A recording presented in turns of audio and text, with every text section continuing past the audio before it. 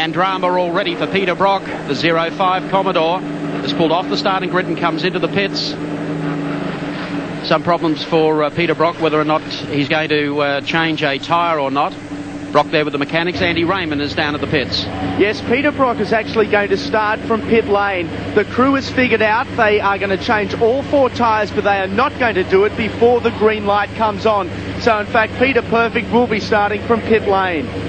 Well, thanks for the update on that. They wheeled the tyres out, a bewildering one, Alan Moffat, but we have the field just about set to go. 10 seconds away from the start. Lonely spot for Dick Johnson, the rear of the field. Up front, Glenn Seaton and John Bauer ready to scream off into the distance, and Alan Jones ready to win the start. They get off the line. Wayne Gardner separates them and switches to the outside as he and Jones go after it into the first corner. That's brought the fans alive here at Eastern Creek. Glenn Seaton has won the battle to turn number 1, but right behind him, Wayne Gardner got off the line like a rocket ship. Beautiful start. There's John Bauer. Tony Longhurst back in behind him. Look at the charge of the BMWs. They did well in the first heat, and they've started off a great position, well up in the top 10 for the second. Keep an eye out for Dick Johnson and Mark Scaife too. They're charging through from the back of the grid on fresh tyres. It's going to be quite a charge. Here comes Jones down the inside of Wayne Gardner. Moment of truth for our 2 world Formula champions, motorcycles and Formula 1.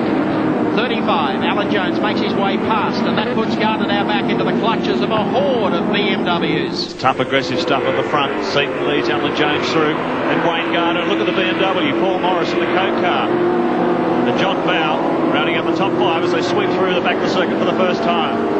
Well, Johnson has already passed any number of cars. We'll follow his progress as they come down the side of Corporate Hill to the very tight right-hander. Glenn Seaton, the Peter Jackson. Oh, that's not where you go, and John Bauer will close that up on the inside. Fans of the grandstand thought that was just wonderful. Big drag race on the back straight, and they get the power down. The Chevy and the Ford V8 side by side as they swing through the switchback.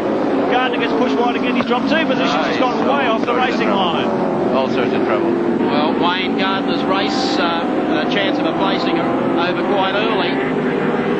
And the crowd get to their feet as they come past the grandstand for the first time. It's Seaton who let out a huge roar. Alan Jones in second place. The BMW in third and John Bauer in fourth. Despite what the critics say of this formula, the fans have never had it so good. They just stand and cheer with the Falcons and the Holdens going head-to-head down the front straight. There's Neil Crompton, the GIO Commodore. Into turn number 2, John Bauer. And our race leader, Glenn Seaton. Let's have a replay of the start of the race from Dick Johnson's Dunlop race camp off the starting line. Now he started dead last in this one. There's a passage down the inside. Goodbye, boys. And here he is down on the inside of Bob Forbes' car. So he's picked up 6 or 7. Now it gets tight at the front end of the field. There's a little opening down there. We'll clear the lens for you. Got a bit of mud on his windscreen there from the Holden. So Glenn Seaton continues, and Wayne Gardner has gone back into the pits, I'd say, for some tyres. It didn't look too... Here we are, David and Goliath, shades of 92. The little 2.5 litre BMW taking on the 5 litre Falcon V8. Big power versus small power, but there's no lack of speed from this BMW. Look at the way it hooks into this left-hander, cornering like it's on rails. Bauer's going to have his work cut out for him, getting past this little German coupe. Jeff Bull, car number 23, right behind... Morris, of course, is John Bauer in the number 18 Shell Falcon. Well, John won't like that too much.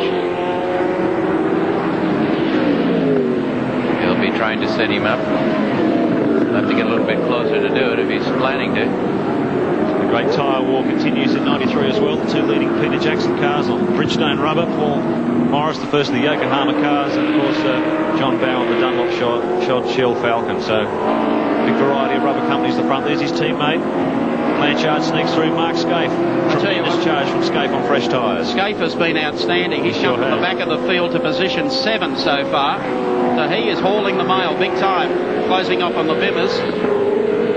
We saw on the replay, made a sensational start. We looked at it of Johnson's race camp. You can see they were moving in tandem. Scaife got an excellent bolt off the line, pushed his way past probably 6 or 7 cars, and now he uses the leading pack. And look at this, John Bauer's finally got his way past Paul Morris. Well, Wayne Gardner heading into the pits, so it's V8's 1, 2, 3 again at the front of the pack. BMW splitting from 5th place.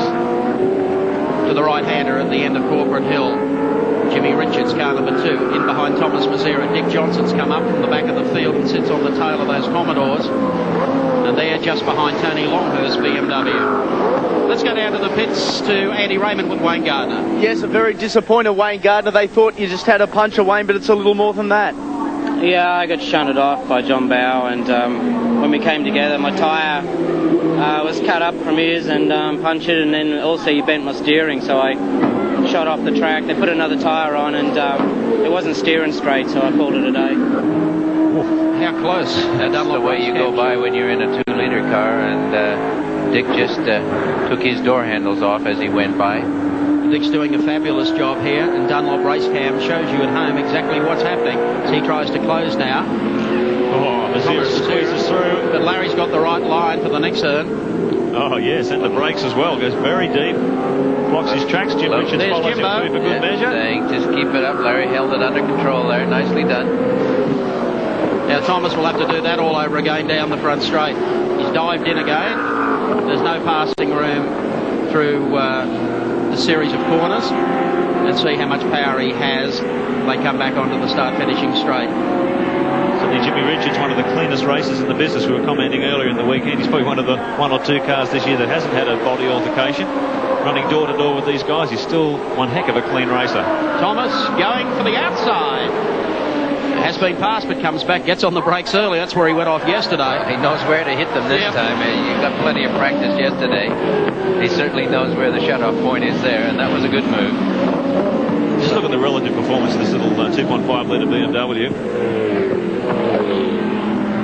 Car number 30, Glenn Seaton, continues to lead as we check them out for you on the Shell race score.